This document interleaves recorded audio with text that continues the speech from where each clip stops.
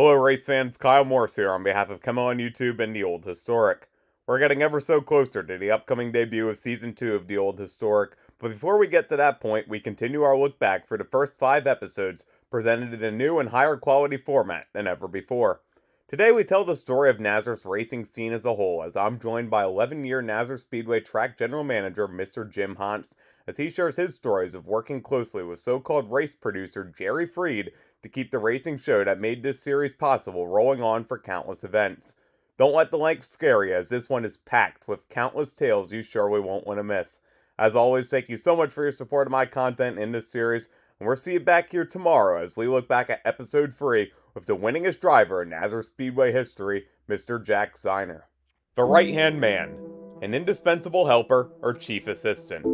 In motorsports, we've seen it prevalently, with the likenesses of Lewis Hamilton and senior race engineer Peter Bonington, Roger Penske and team president Tim Cindric, and Kevin Harvick with longtime crew chief Rodney Childress. The 1970s at the Nazareth Speedway saw this idea fully in play as well. At the center of the attention, the well-known promoter, or race producer as he called himself, Jerry Freed, and his right-hand man and today's guest, track general manager Jim Hontz. Let's hear the story of how the right-hand man kept the Nazareth Speedway show rolling on for the decade. Let's head into The Old Historic.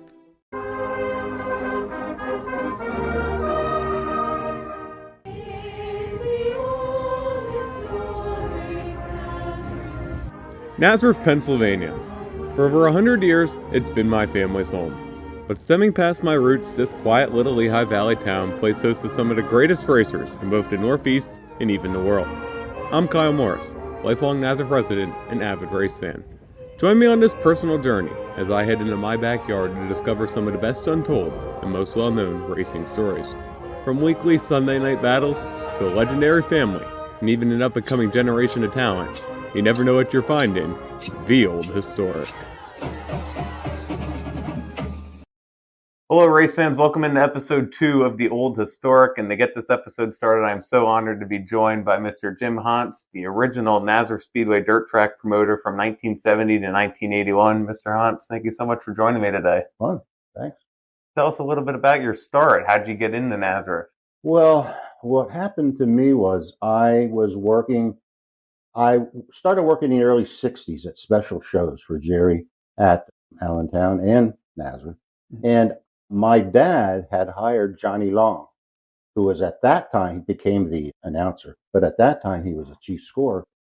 And they needed some help on big shows at both tracks. So I helped them out on those events. Mm-hmm. And then when I finally could drive, which would have been 65 when I was in high school, Jerry asked me if I wanted to come up and work on the track crew. And because at that time, the track crew really took care of the farmers market. Jerry actually came to Nazareth. Many people don't know, but he came to Nazareth to run the farmers market. Right. He didn't come to Nazareth to run the races.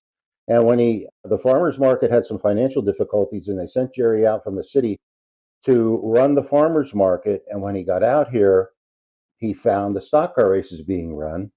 He found that he liked it a lot. And then after a few years, he actually started running races. So I went to work at that time on the track crew. We took care of the farmers market and we took care of the half mile. And then during that era, we were building the big track. So it was a very, very busy time at Nazareth. And so there was plenty to do, even work there during the winters, because during the winters, we could work indoor at the farmers market. So that's how I got involved. Then in college, when I got done at Lafayette, I worked all through college at the racetrack, again, on the track crew and as an official.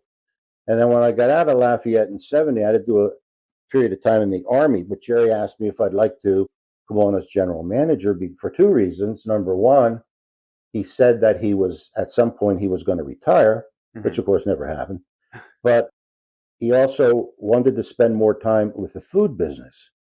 So at that time, there were 2 guys who ran the food business from Islip Speed. The guys who ran Islip Speedway ran the food business at Nazareth. Okay. They left. So then we had to run it ourselves. And Jerry was happy about that because he actually liked the food business. In New York, he actually ran a ballroom and a catering business. So he liked the food business. So basically, I ran a racetrack, on race days, and he ran the food business. And of course, during the week, of course, we had interaction about everything. But Yeah. that's how I got involved in 1970. Was the year I got out of Lafayette, and then for many reasons, by 1981, I could just sort of see the handwriting on the wall about the future of the speedway Yeah. business for both Nazareth and Dorney Park, which we can get into detail if you want to.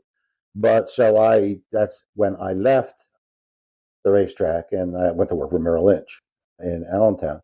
So that's sort of like the time span and that's how I got involved, and that's the time span that I was actually working at the track as the manager. Yeah. So along that time, was there any major races in that you could tell me about? I know we were talking a little bit off camera how you had the flat track motorcycles back in the day. Well, yeah, we ran them on the half mile, but one of the biggest shows, some of the best shows we had during that era, of course, were on the big track Uh-huh. because the big track was a mile and an eighth, and it was just lit up, and it was just a super racetrack. There was no question about it. And one of the biggest shows we had on the big track was an AMA national motorcycle race toward the late 60s at some point. Yeah. And the interesting thing about that was that we had people there who drove their motorcycle across the country from California. Many people there from California. It was a big motorcycle racing state.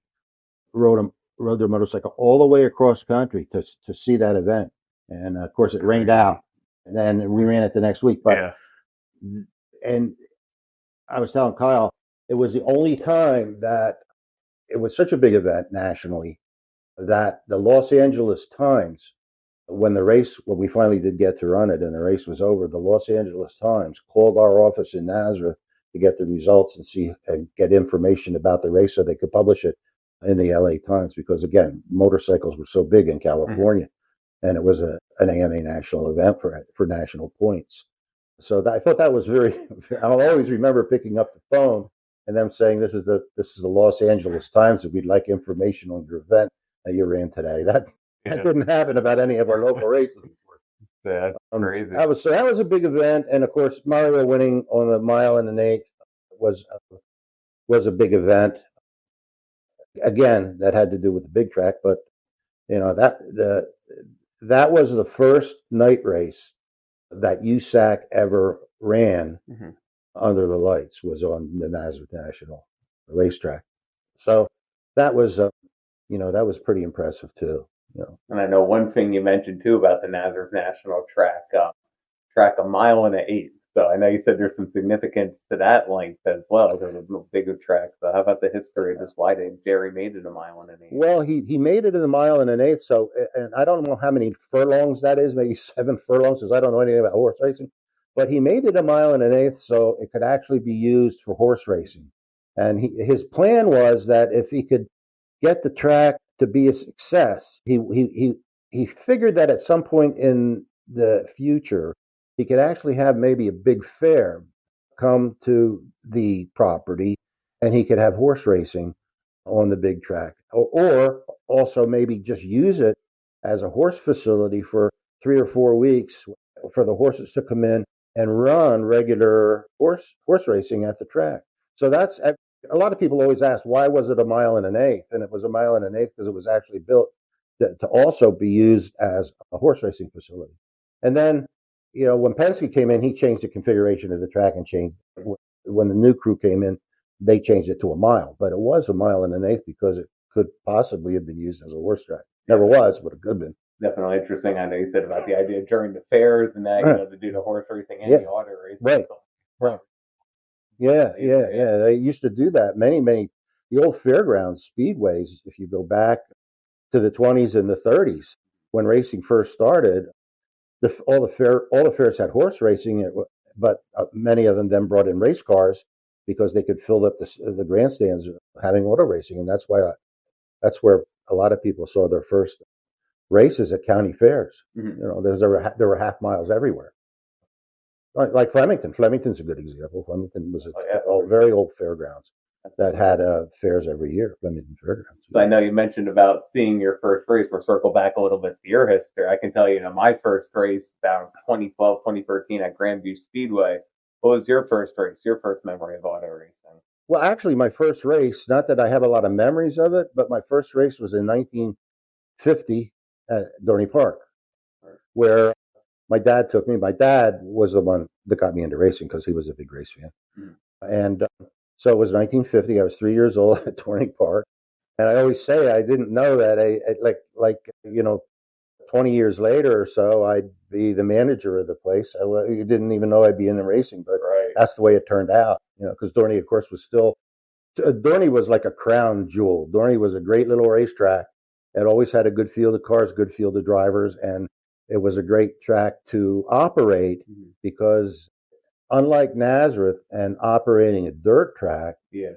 Dorney Park was great because it was very, very cheap to operate because Dorney Park took care of the whole facility. Right. So we came in, signed cars in, ran our race meet, and left. And they worried about everything else. So it was just a great facility to operate on a regular basis. That's something I didn't know, and I'm sure a lot of viewers at home didn't know. You and Jerry and the whole team operated both Nazareth tracks, but also the Dorney Park track. Yeah. I know you were talking a little bit about the balance of how that worked, but can you tell us just a little bit more about that? How you balance both Nazareth and Dorney properties and that. Well, the biggest challenge was during the era when we were running the big track because we ran a lot of Saturday night shows on the big track. Right. But we also had to run Dorney Park. And this also happened on holidays. Mm-hmm. We also would have to run Dorney Park. So we had to split our crew up to make sure that there was enough coverage that where we could run Dorney Park, but we still had, and you needed a lot of people at the Nazareth Mile and an eighth. But that was always a challenge. You had that two starters, you had two sets of scorers, handicappers, and everything. So people had to fill in, and we would sort of just have to split our crews to make sure that both tracks were covered. And the other thing that as racing got more expensive, talking about the evolution of racing on the half mile, as racing got more expensive, particularly in the mid-70s onward, it was always Nazareth was an expensive track to operate, as is any dirt track. You need equipment, you need people to take care to run the equipment. You have payroll to keep the track operating and good, and of course all your expenses kept going up. Yeah. So I was saying we brought in tractor trailer loads of calcium numerous times during the season. That became more expensive. Even your water and your gasoline and all those costs kept increasing, along with like insurance costs and all. But the crowds, especially for a Sunday night track, remember, people work Mondays, so right. A Sunday night track was always at a disadvantage. For that reason, because people got up for work, so sometimes they didn't come to the races on a Sunday night. Number two, as the number of modifieds dwindled, which it did starting in the 70s as they got more expensive, by the time Sunday came around, often it was harder to get a really good field of cars, because if a car was wrecked on Friday maybe at Reading, or if it was wrecked on Saturday at Flemington or Middletown, a lot of times it wouldn't show up to run on Sunday because they couldn't fix it in time. So your fields were also affected, and you had lower number of cars than you did on Friday and Saturday night tracks. Plus, we would have at Nazareth about half the adult ticket buyers as, say, a Flemington would on a Saturday night or a Reading would on a Friday night.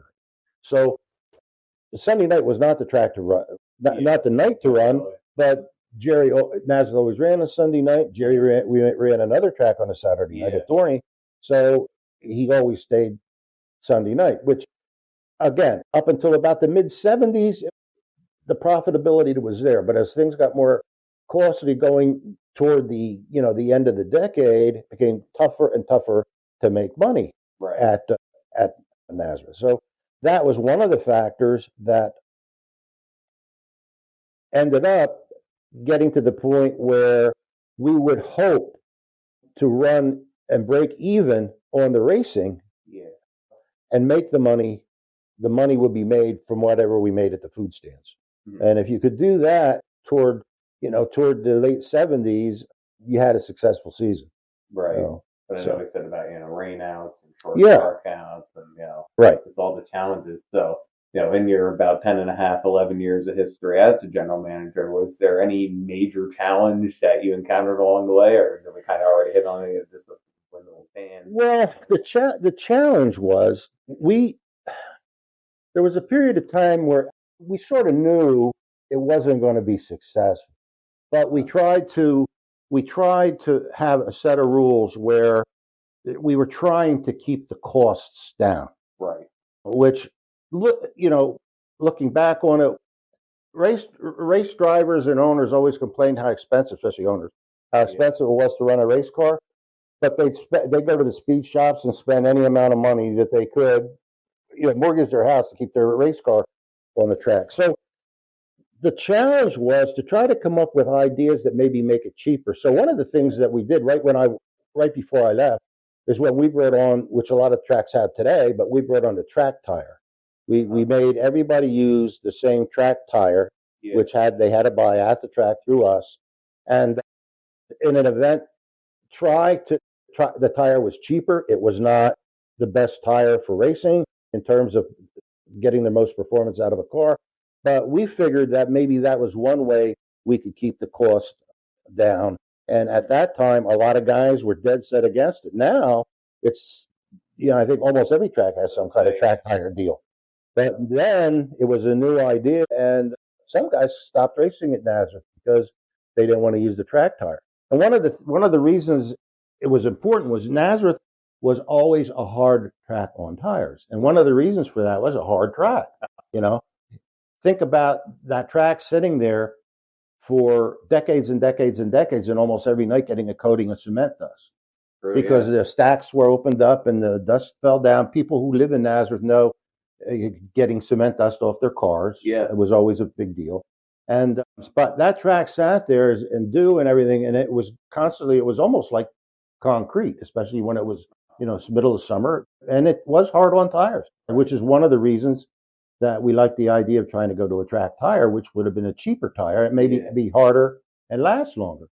And he did institute the rule, but again, some guys fell off and wouldn't come to the track because of the new rule. So that was frustrating. But the idea of trying to make rules, as long as there were other tracks that were willing to run with the rules as they were, it was impossible for one track to do much in the way of changing the cars. Like Frankie Schneider for years, Frankie said, make them put the engines back up front, and that'll take away a lot of the advantage of the speed shop cars and all, and really having really crazy modified type cars. But you could never do that because every racetrack that ran with those set of rules where you could bring the engines way back and basically, set the cars up as almost like the bugs used to be, what they used to call the super modifieds. So as one track, they never had enough persuasion or never had enough cars, certainly not Nazareth, to say, okay, we're going to run a new set of rules where the engines are going to be back up front and the cars are going to be less sophisticated, but cheaper. And it never worked. It never was going to work. In those years, there were too many tracks running, East Windsor, Flemington, Middletown. There were still cars everywhere. And as long as they kept the same set of rules, Reading, we were not going to change the rules, not one track. So it was like beating your head against the wall. You never got anywhere. Yeah, sure. But I know you said about Nazareth being a hard track. We were talking a little bit about the layout of the track too. What made Nazareth so unique compared to the other tracks, in specific the mile and an eighth? Well, the mile and an eighth was different than the half mile in that the half mile was a standard half mile or half mile to 5/8. It was like the old fairgrounds tracks. But on the big track, the design of the big track, I said it was somewhat designed like Pocono in that when they designed it, Jerry and the engineers designed it so that it would be each turn would be really very different. Right. Like, the tunnel turn was different than the little dog leg and was different than what we used to call the rooster tail turn out on the far end. And the reason that they designed the track like that was to try to make it a competitive track whereby it would be hard to set your car up and have that car run well all the way around the track. In other words, some guys could do it. Frankie could do it. Frankie, Frankie won up there so much because he had such, he usually came with such a great setup. But if you were good in, let's say, the rooster tail turn, maybe you weren't so good in the dog leg. Right. Or if you got through the dog leg great, maybe you weren't so good in the turn coming off 3 and 4. So in the tunnel. So, and it always seemed to work out that the races up there were pretty competitive and not runaway. So I think that from an engineering aspect, they did do a very, very good job of the original design. And then, of course, once we put lights on it, it was even better. Another interesting story that probably most people don't know. Right before the USAC show, the first USAC show, we were running on the half mile, and on that very night, a bunch of USAC drivers flew in with, I think Johnny Rutherford flew them into Allentown. I think it was Johnny Rutherford, although I might be wrong. Flew AJ, he himself, maybe Bobby Unser, and 4 or 5. They came in to inspect the track. Right. And they looked at it and said, we were waiting down at the half mile in the tower to see what they would say about the track. And when we got the word, it was not good, because they said we wouldn't run the track without a back retaining wall, because at that time it did not have a retaining wall along the backstretch. And they said the track was too rocky. And one of the problems at the big track was that area up there was underneath the clay, which is full of rocks, quartz, a lot of quartz. And so they rejected, said they wouldn't run there unless that the track surface became better by being not so rocky, which we were working on anyway. So that problem would have been solved on its own, because we had people out there grading and picking rocks constantly, because it was a brand new track. You had to get the rocks out of the track. But we did have to, before they would come in and run that first event, we did have to build an inside wall. So we went right to it, and we built that inside concrete wall off the backstretch, because they did not want to be able to run off full speed off the backstretch and end up somewhere in the infield.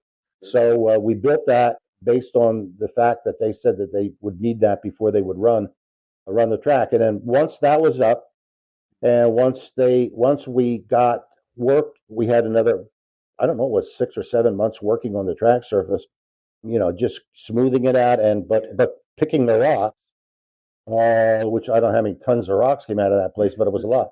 They did come back and put on some good shows. Of course, Mario won. Right. We were talking about that earlier. Yep. We mentioned in our last episode too, guys, that July 12th, 1969, Mario Andretti has his Indy 500 parade in Nazareth, goes to the dirt track that night, wins the race in the midget, and then his daughter Barbie, born just a few hours later. As a baby, too. Talk about a day. Yeah.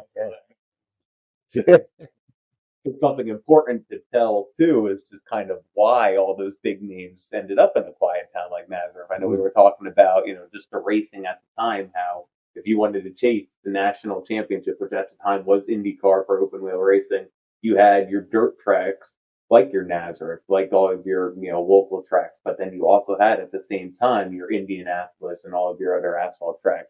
Back then, to chase the national championship, in the 60s and 70s. Yeah, if you wanted to win the national championship, you had to be good.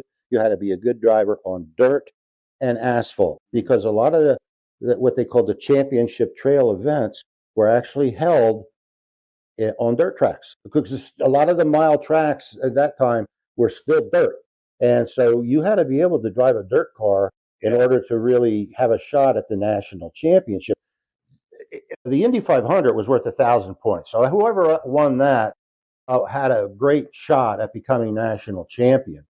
But unless they could do well on a lot of the other tracks, which were still dirt, it was a challenge. And you had to, as I said, now, if you took a lot of the guys, everything's changed, of course, most of road racing. But if you took a lot of those guys out of their road racing car with the wings on it and everything, and put them on a mile dirt or a half mile dirt, they wouldn't know what they were doing. They're not a Tony Stewart or a Jeff Gordon or a Kenny Schrader who could drive anything on anything, or AJ.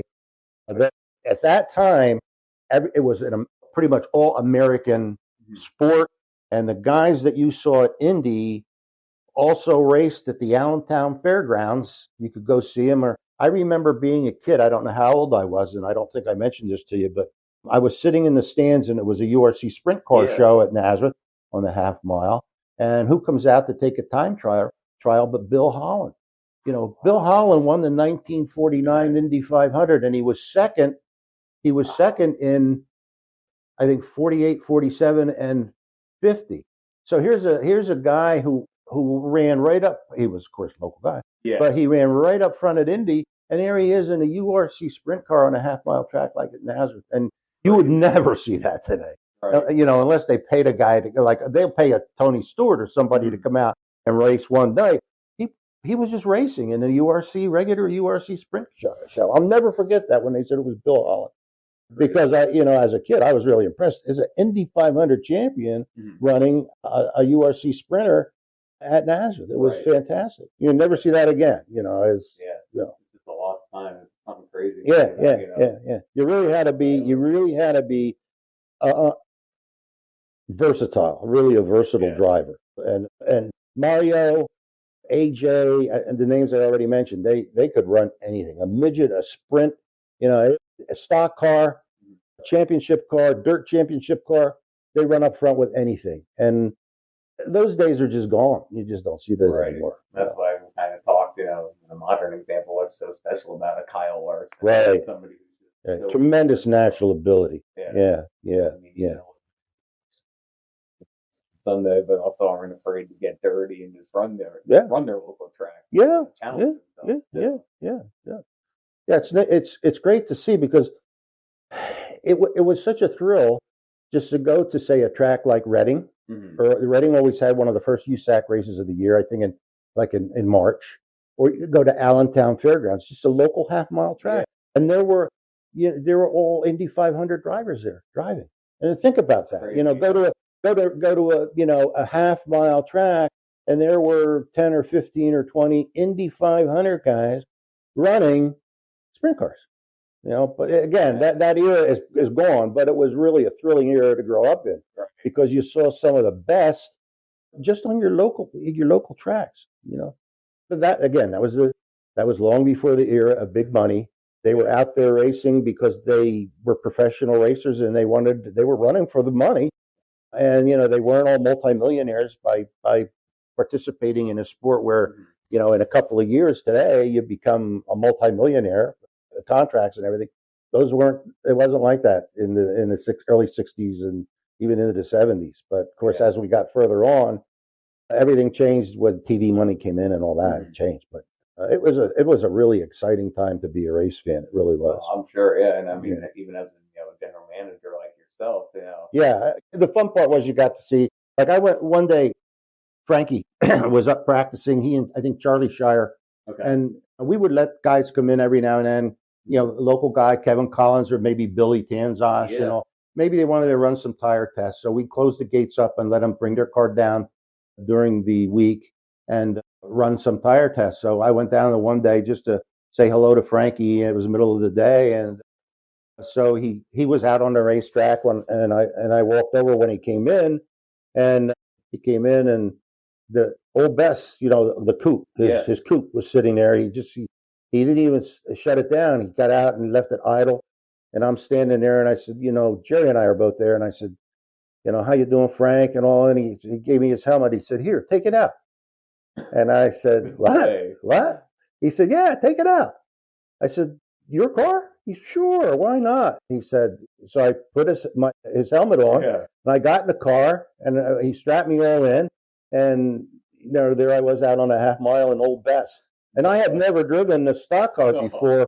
So first of all, tremendously powerful car, obviously, but you're out there and it's all open and there's no sound buffering, and you're hearing the exhaust and you're hearing, the whole car's shattering, and you got those big tires, and and I thought I was flying around the track, and I was probably going 60 miles an hour, and there I was out there driving Old Bess around. And I mean, I didn't even drive it around to slide it because I was afraid if I slid it, I'd probably end up putting it in the fence or something. So that it was one of the things I always remember that I got in and actually drove, and I was talking to Bill Kirsch down at the Stocker show down in Easton, and he now owns that old Bess. He owns it. And I said, yeah, I drove your car here way back there in the 70s, whatever it was. And he said, how did you do that? And I told him the story. But that was, that was the kind of thing that I got, the kinds of things I got to do, because every now and then I would get to meet somebody, a race driver or owner on a different level. Like guys would come into the office like Ronnie Ritter, a super guy. He'd come down and shoot the baloney in the office every now and then, or Johnny Kamenitsky. Yeah. These guys were just great guys and really great characters. They were unique guys, and it was just fun to meet them and talk to them, and a lot of the drivers were like that too. And so you really did get to make a lot of memories behind the scenes, because you were always at the track and there were always people coming in and out who were either drivers or owners or whatever. Oh, for sure, yeah. So, kind of talk about the memories. Question I ask everyone in this series: when I mention the name Nazareth Speedway to you, is there a memory in particular that jumps out to you when you hear that name? When you think about all the years you spent there? Well, the thing that always pops into my head first, I think, I wasn't even working there yet, but in 1964, my dad and I had gone down to a race at Trenton, and big stock car race, maybe late August, I don't remember. But anyway, watched the race at Trenton, and I was always a Jackie McLaughlin fan. And I remember this was before I started working at the racetrack, so I'm still in high school. I'm a race fan, and so saw Jackie run at Trenton, and then going home, saw his car pulled off on the right hand side at a diner. Yeah. So I said to my dad, "There's Jackie. There's Jackie's car. We should go in." But we were already past, right? Yeah. And so the long story short, the next day I get up, and my dad and I did not go to Nazareth that night because we went to the race during the day, and get up the next morning and see in the paper that Jackie that night Jackie had been killed in that wreck at Nazareth. And so when somebody says, like, what's your biggest memory, that always pops into my head first, because Nazareth was not a track. A track has a lot of, there's always crashes at every track, but Nazareth was not a track that had over the years a lot of fatalities or anything. So that was something that really sort of stands out in my mind. It's like when somebody says, what do you think about Flemington? One of the first things I think about Flemington is the night I was there when Toby got killed. My dad and I went down to see the sprinters run at the USAC sprinters run at Flemington. And so, again, I had followed Toby for years and years and years throughout his career. And when you lose somebody like that, it's just makes such a huge imprint on your memory. When the guys that you had met only as a fan, and Toby never ran for us that much, so I never was around him that much, but just like Jackie, just knew him as a fan. But those kind of things really, really stick out in my mind first, probably before anything else. Those being your childhood heroes, yeah. Yeah, really, yeah, Great. exactly. Did they ever drive along the way? Oh, sure, as a kid, always Jackie, Frankie. I think practically everybody was a fan of Frankie, because he started racing in about 47, the year I was born. So he was there, and then on the national level, Billy Vukovich, a senior, and Jimmy Bryan, and Eddie Sachs. I met Eddie Sachs, before he was killed at Indy. So I was always big fans of those guys. But locally, even guys before I ever got involved, like I always liked the guys like Rags, because I always liked Copey's car. Yeah.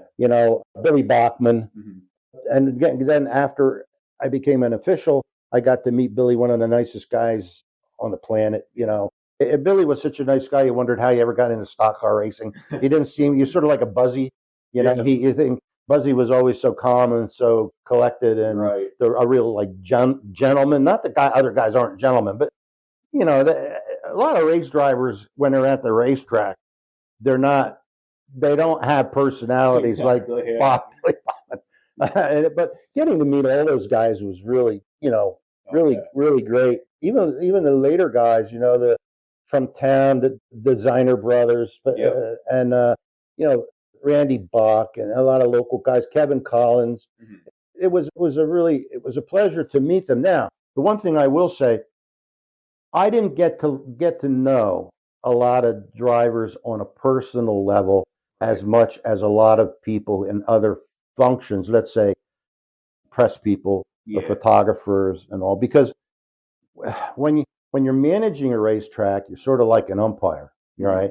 And so you don't want any decisions you make on the track to be influenced by having friendships, close friendships, right? You know, so you got to know guys very well, but I didn't get to know them, with a few exceptions, like Kenny Wismer.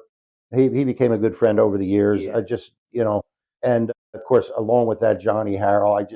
There were a few guys you met after the races and you could have a beer or something, and they were usually the ones that were there, along with Frank. And so you got to know a few of them, but I tried to make it a rule, you know, not to get to know a lot of guys that well, mainly just because of the job. You know, it's sort of like a baseball umpire doesn't want to be friendly with real friendly. A lot of the guys that are on ball teams, right? That's not a good dynamic, because the fans always accuse you of having favorites anyway. And it's like, the funny part of that was somebody would come up to me and say, last week, and this especially at Dorney, last week you did this to my husband, and I'd say, I wouldn't even know half the time who they were talking about. But Don and I, we would get home on a Saturday night, let's say after Dorney Park, and I'd say, and I scored. You know, I was the guy. Don and I were the people scoring, because nobody wanted to score at Dorney Park. It was too difficult. 5th mile track with the cars whizzing by. So I scored the races, and after, people probably don't believe this, but I'd get home after the races and I wouldn't even remember who won. Right. Because I called so many numbers. I mean, it was just calling numbers. And I go back to the pit shack to make sure everything was okay after the show, and I'd come home and I wouldn't even remember who won the race. It was just like, I mean, there were on occasion, yes, because maybe it was a big race or maybe something happened. But on a regular event, I would think, who won? I don't even. Donna usually would remember because she wrote everything down. Yeah. But I didn't remember, and it wasn't important to me as long as the race went off well, and you know, and all the rules were followed, and the people in the stands, they swore that you were rooting for certain guys and you put this guy in the back. And it was actually funny because it was just the opposite of what was happening. Yeah. We didn't care. We had to pay off the purse to somebody. So we didn't care who got it. Yeah, exactly. Yeah. So, and it wasn't that way to the extent of Nazareth, I think, because Nazareth was a much bigger track and it wasn't so, you know, closed in and rammy as Dorney Park was, which was 5th mile.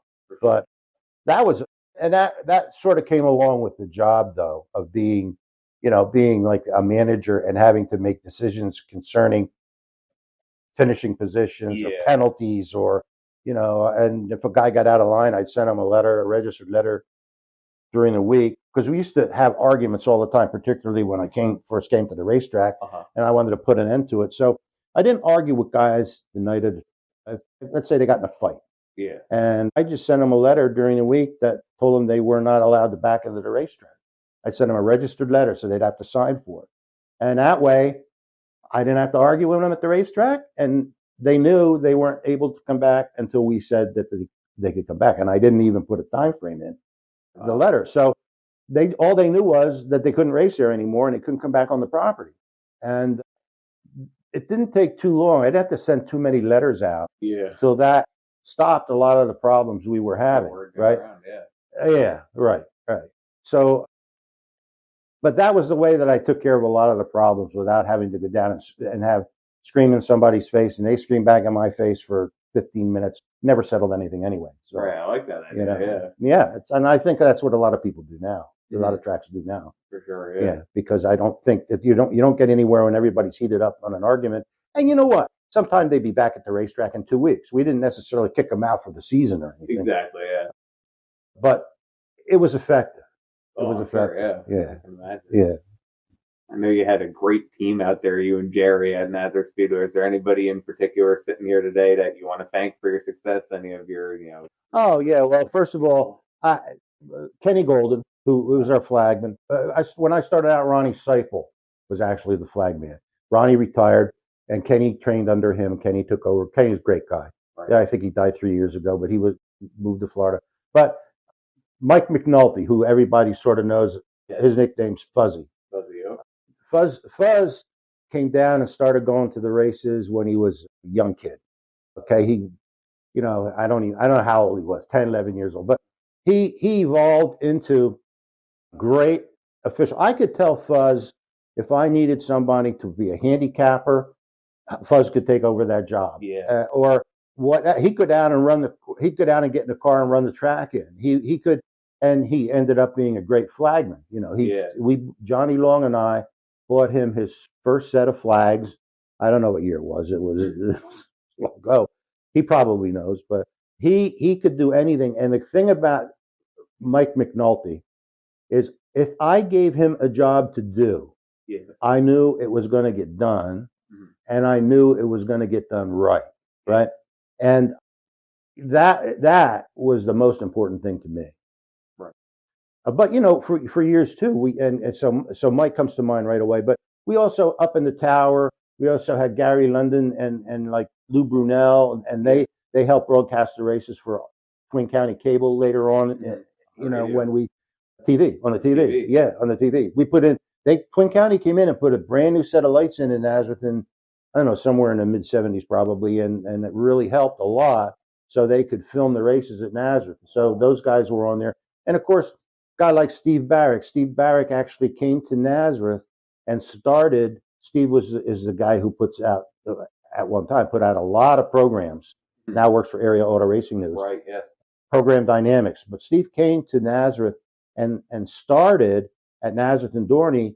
He started his business putting out programs, and then of course he ended up at I don't know how many tracks he had. At its peak, he did Orange County, he did Flemington, he had tracks down south, he did Wall Stadium and all, and he started his business too at Nazareth, and he's always done a terrific job, and he does a terrific job now in the paper. If you read his columns in Area Auto Racing News, very, very, very knowledgeable guy on what's going on in the racing world. If you want to know what's going on, you can talk to Steve, and you're probably going to get a pretty good explanation of what's going on anywhere on the East Coast. Some good work. Yeah. Being an area. Yeah. And of course, Johnny Long and I were friends forever. Johnny worked for my dad. My dad hired Johnny at Tasty Cake, and that's how I got the connection to the racetrack.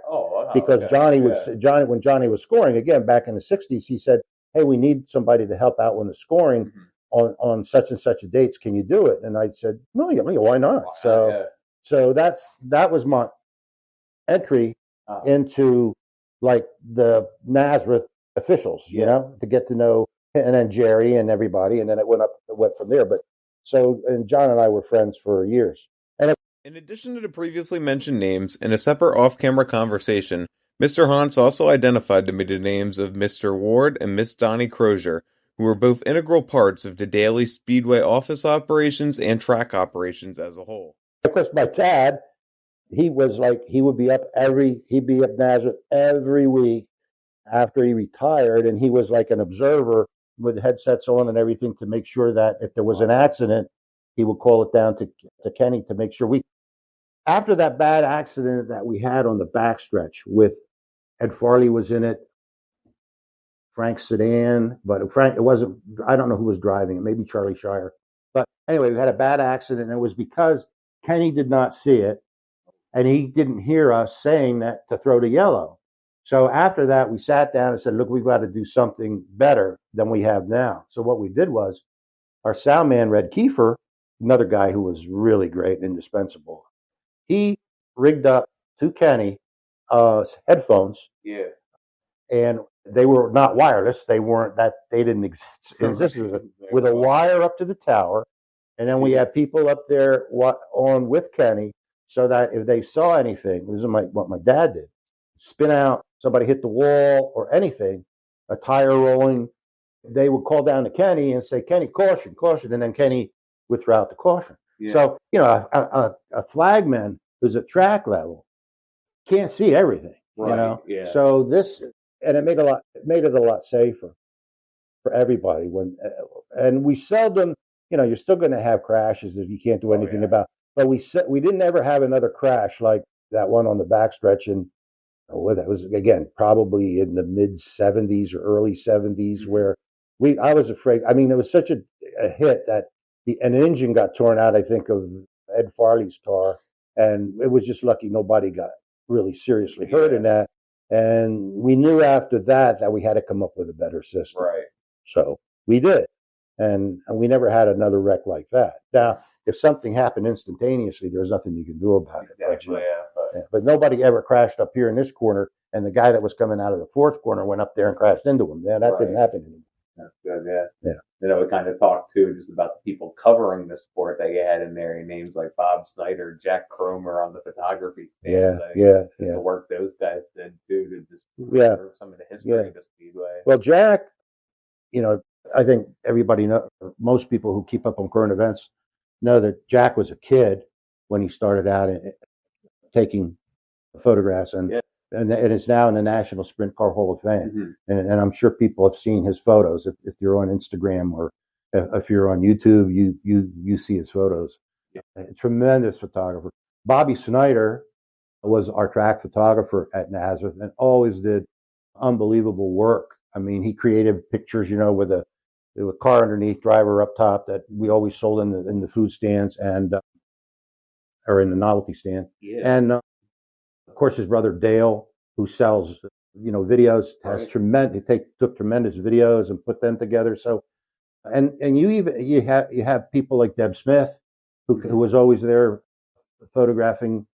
Just a lot of really good people there. And the reason I always wanted to give out a lot of press passes was that the coverage that you got in the racing papers, to me, were just like free advertising. Oh, yeah. So if you got a picture on the front page of Area or Illustrated Speedway News back in the day, whatever newspaper, National Speed Sport, it was like free advertising. So I always wanted to try to get as many people as we could to cover the events. Yeah.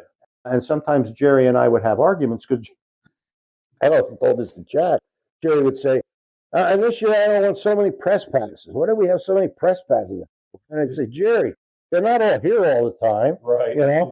But we want to make sure we have enough people here so that if something happens, it's covered and we get good, I said, photos are really, so Jack always laughs about that. And so, because I gave out the press passes I wanted to anyway. So the interesting thing about Jack is, in fact, we took a picture. I think we posted it last year. Jack came in. He was taking pictures from the stands, and then I think he had spoken to Bob Perrin, and Bob said, "Why don't you call Area Auto Racing News, see if you can get a Area Auto Racing News press pass for the next year," which he did. Yeah. Area issued him one, and then so he came one afternoon. He came down the track, and with some photos, and all showed me his Area Auto Racing News press pass, and wanted to know, gee, could I get a photographer's pass like Bobby Snyder and his brother-in-law? And I said, yeah, why not? A young kid, he's ambitious, and not knowing that he was going to end up all these years later, he's still doing it and doing it better than ever. And so we have a picture of me handing him. He still has that original press card, and I was here. We both were holding it last year when we had a get together just for some pizza down here with some of the local guys. And this was the press pass that I had given him, I don't know, 40 years ago or something, that he still had. Yeah. And it was really neat, I thought, because time goes so quickly. Yeah. But it was great to see a guy like Jack, rise right to the top over all these years because he had so much talent. Right. I always said do that. Yeah, from a racetrack. Yeah, he had one from area, but he didn't have one from a racetrack. Yeah, yeah, yeah. This year's class, and all the other names. Yeah, and he deserves it because he's done a lot of work, and he just, if you see his photos, they're just, I'm in awe of the detail he can capture. Yeah. And it's, if you look at his span of work over and Bobby's, and Dale's, you go back and see that history. Yeah. Without those photos or films and all that, all that history would be lost. The pictures and everything. Like I'm always looking on the internet for old racing pictures. I'm looking at 20s, 30s, 40s. I'm fascinated. I was always fascinated by auto racing history, and I would hate to think that we wouldn't be able to see what racing was like in those years because we didn't have guys out there, taking photos, and also guys that were writing the details of what happened. We wouldn't know today, right? So that we had a great gang of guys who came regularly and really did a lot of great work, writing and taking photos. I mean, it's work that they did too that makes a series like this possible. I mean, right? Yeah. That's part of what's so cool about it. That the history's still there, and for me personally, having over 100 years history in this town, right in my backyard, it's all these big names, but also all the local guys and just everyone who really made the racing scene possible here at Nazareth, guys like yourself and all the future guests that we're having on this series. Yeah, and you know what? It's as you get older. I'm 75, so as you get older and you have all those years to look back on. When you're young, and this goes even for guys like you, don't. There's a lot of things you appreciate history. Right. A lot of young people don't appreciate history. For instance, when I was young, most of my dad and most of my uncles all fought in World War II. Right. Well, it was history, but it was recent history, right? So I never spent a lot of time talking to them about their experiences in World War II. And now, being old like I am, and I always study a lot of World War II history too, I think to myself, why didn't I ask these guys who were there? And my one uncle got a ship torpedoed. My other uncle was in the subservice and all. But they didn't talk about it that much. And to us, it wasn't like history.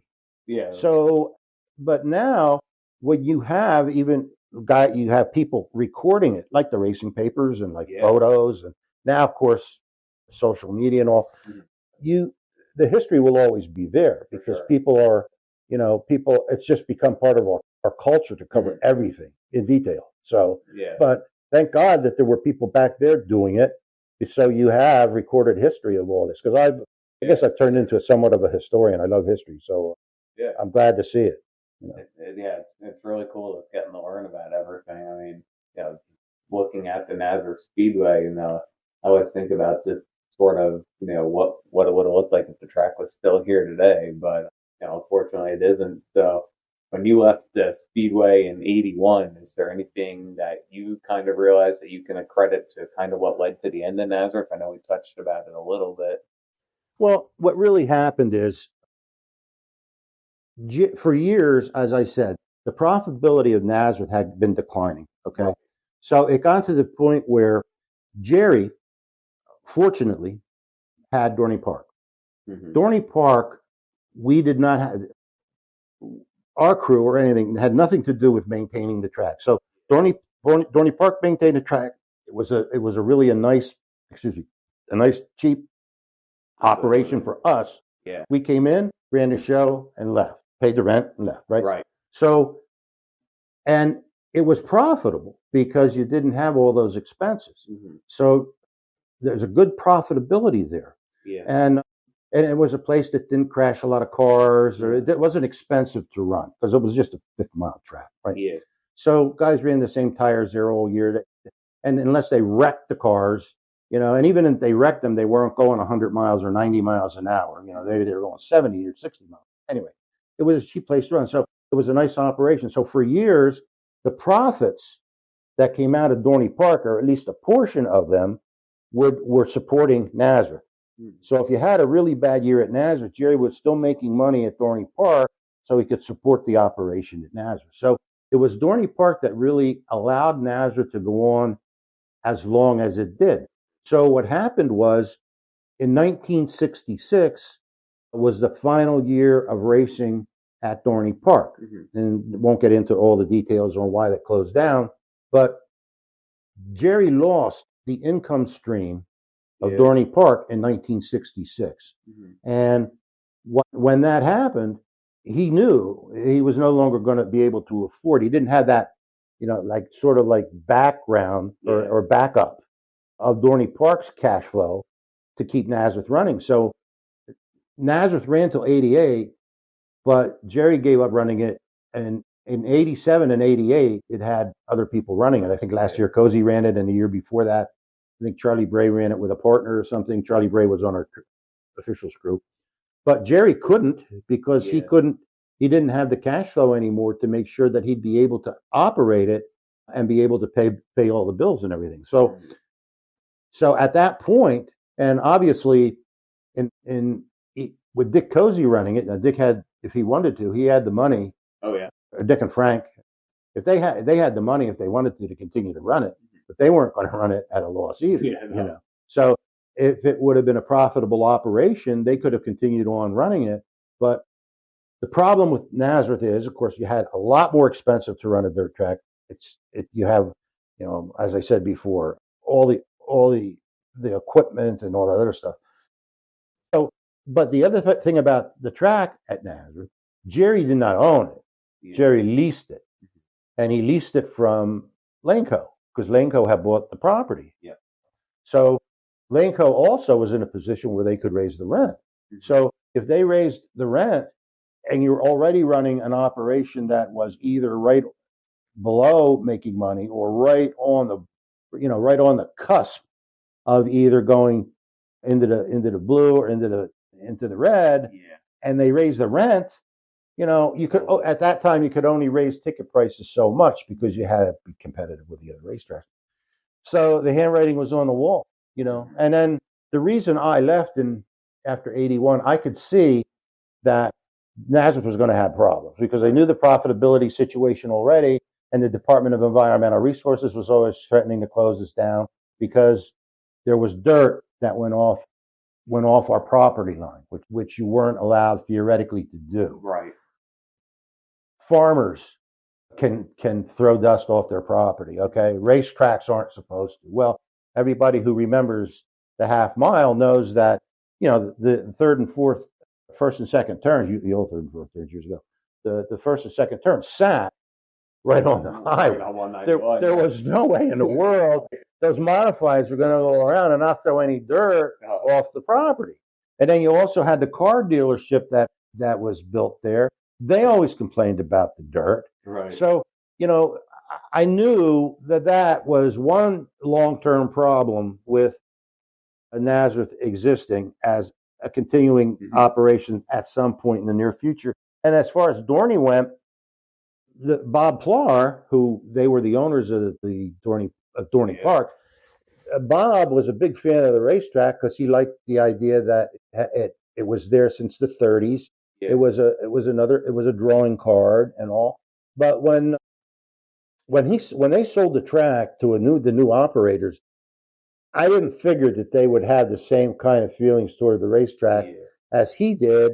And the way I looked at it, you had all that square footage or acreage setting there for the racetrack and the pit area and all that. And it was only used on average of maybe 20 to 25 times a year, depending on rainouts. Well, you don't have to be a genius to know that they looked at it like, hey, you know what? We could take that racetrack out of there and we could throw a ride on it, and we can, that ride's going to take in money for, however, they open 5 months, 6 months, I don't even know, but they're going to take money in with that ride every day. Okay. And so you don't have to be a mathematical genius to know that you're going to have to initially invest money in it, but that's going to throw off cash every day. So, and that's what happened. They worked, that's another complicated story, but Dorney Park worked their way out of that racetrack And actually, from what I understand, they actually agreed with the township to demolish it and everything without even letting Jerry know. Jerry went over there, and his, when it was finally destroyed after '66, Yeah. because he was fighting it, he sued, and he hoped to win the lawsuit, which he did. He went over there one afternoon, and the racetrack was knocked down. Everything, well, the walls were knocked down, everything. So that had to be a real shocker, because again, he knew that was going to change everything for him. Right. Change everything for Nazareth. Yeah. So Jerry didn't last. I think Jerry lasted a couple of years after Nazareth closed, and but I'm sure that strain of losing Dorney and having to close Nazareth down and everything, and not having a racetrack to run anymore was certainly a factor in him not living too many more years, because that was his life. It was a big part of his life. Yeah, I know he died in 87 or 88. I think I think so. Maybe two. Yeah, that would have been right about when Nazareth closed, or maybe the year after Nazareth closed, but somewhere right around there. He didn't last too many more years. And I know I've heard stories just about the promoter that he was. Do you have any stories or any tales, just of working with him? Because I've been told that you were his right hand man per se. Well, there were some stories along the way about the man that was Jerry Freed. Yeah, Jerry came from New York City.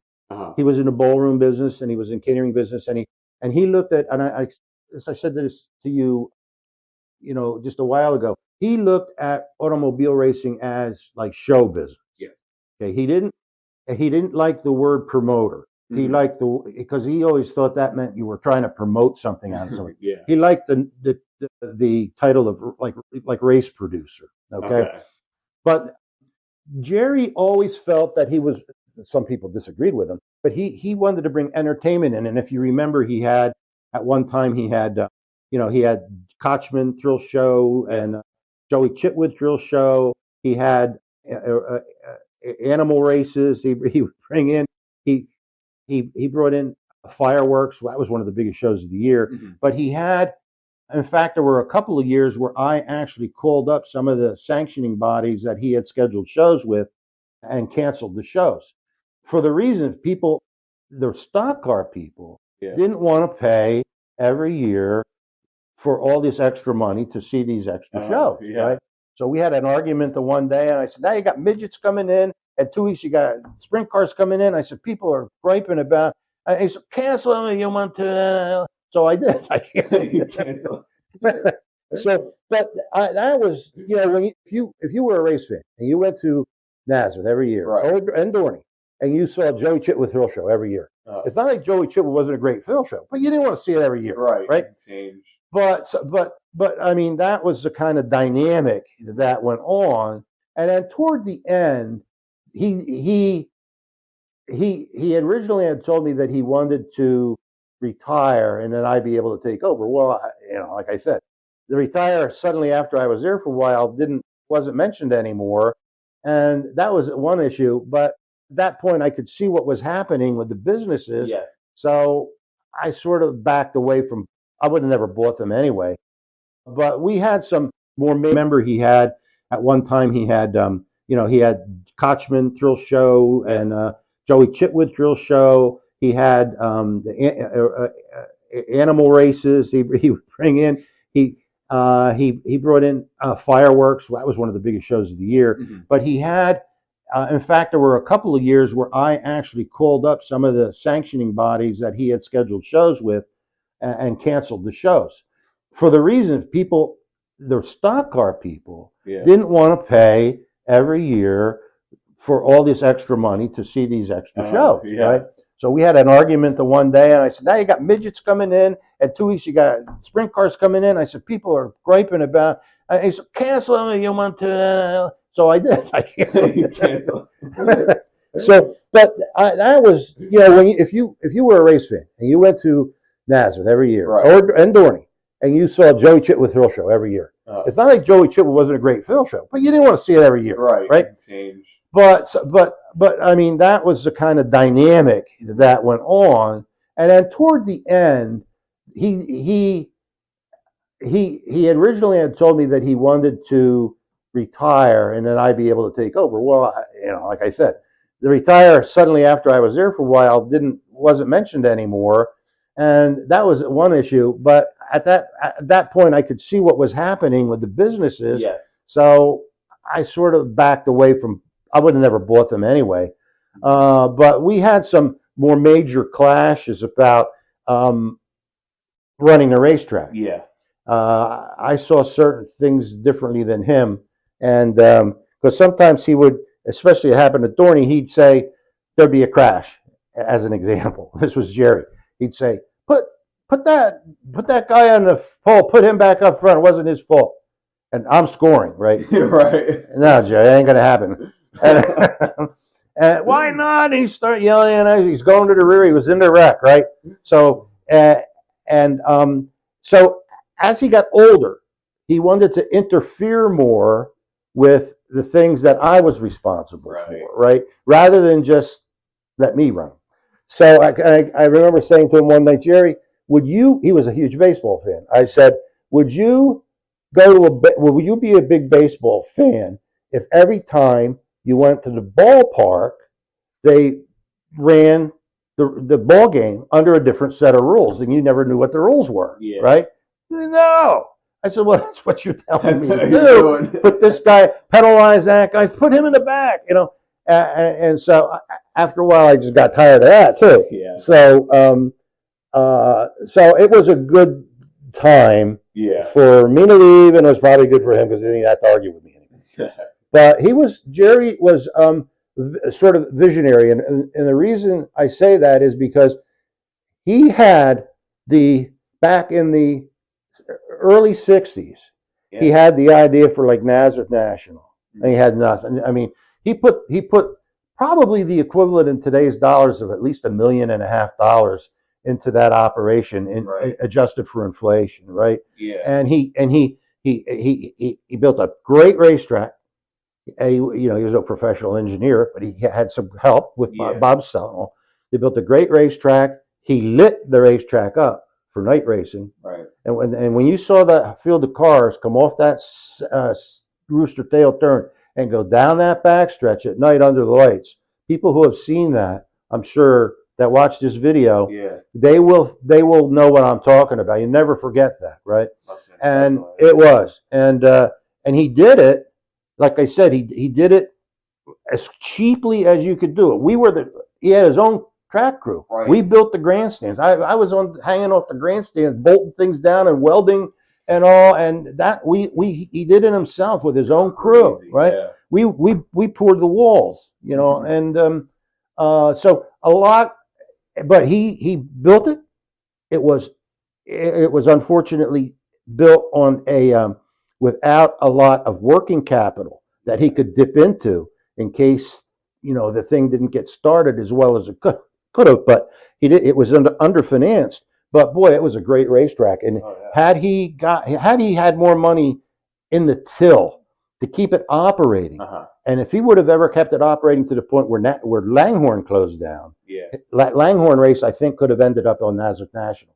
And that would have been terrific. That's what he really needed. Right. That was a big money making race for years, and but it didn't happen. So we'll never know. But he was really a visionary, and he was always willing to take a chance. He was a risk taker. Hey, Jerry was a gambler. Yeah. And without that kind of attitude, he would not have. He would not have.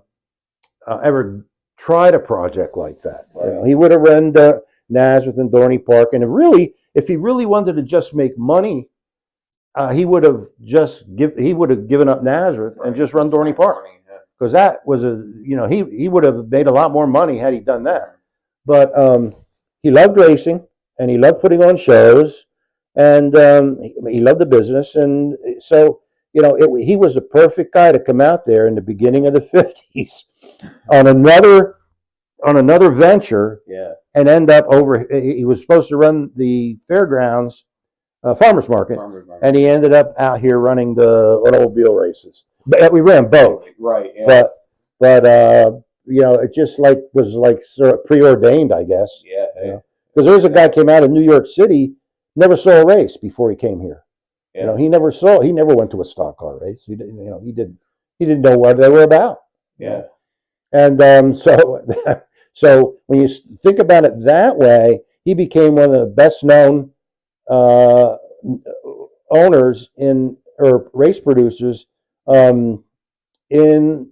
least in the East. Oh yeah. Now, the one thing I will say that was always unfair is that a lot of guys always thought that Jerry should, pay more purse. Right. Well, they never counted. I mentioned this before. They never counted the fact that we drew a much smaller crowd on Sundays than the Saturday night tracks or Reading. Reading was a great racing town.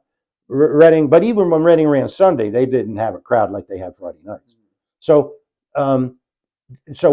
we never did the gross business box office. We probably had half, or probably not even half, of what the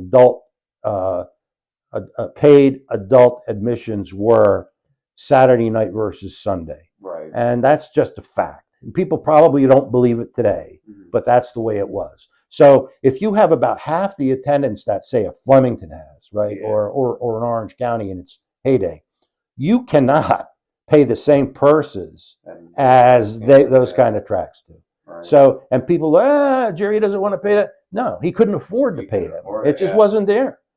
But that, now maybe people today will look back and say, that's probably true. When I went to Reading on Friday nights, if you didn't get there by like 5 o'clock, you didn't even get a seat.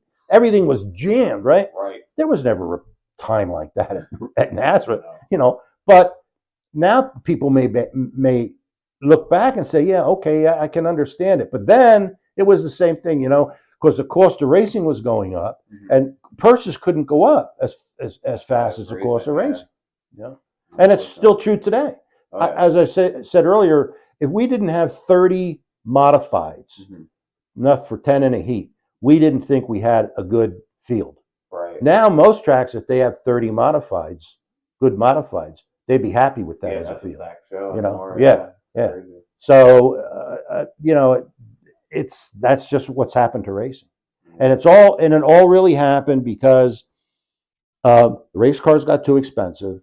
And also the post World War II race fans who took it up after World War II, and they're like my generation, really fell in love with racing. Right. Now kids, there's so much for them to do. They get to be 17. They don't even get a driver's license. Getting my driver's license was one of the biggest things in the world to me. Yeah. So the culture has also changed. Right. And I was a motorhead, you don't have that many motorheads anymore. They're into soccer, or a lot of them spend their whole day on their telephone or their smartphone. So the culture has also changed, and if you look around, how many racetracks are left? Yeah, that's true.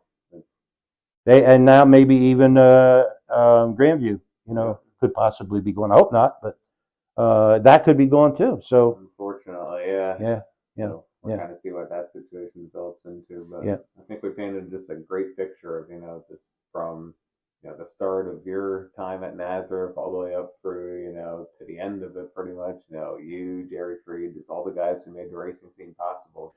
Unfortunately, due to a technical glitch, the final minute of audio from this episode has been lost and cannot be recovered. In closing, Mr. Hontz expressed that he hopes great viewers like yourself will tune into and enjoy this series and use it as a resource to learn about the incredible racing history and heritage sitting right here in your backyard of Nazareth, Pennsylvania, hopefully gaining a greater appreciation for it along the way. I truly enjoyed my time spent with Mr. Hontz recording this episode and appreciate all of you great viewers who continue to make this series possible. If you like what you see here, I encourage you to leave a like, comment your favorite story or personal memory of Nazareth, and subscribe with notifications on so you don't miss more content like this. For Kemo on YouTube and the Old Historic, my name is Kyle Morse, once again saying thank you so much for watching, and we'll see you next time in the Old Historic.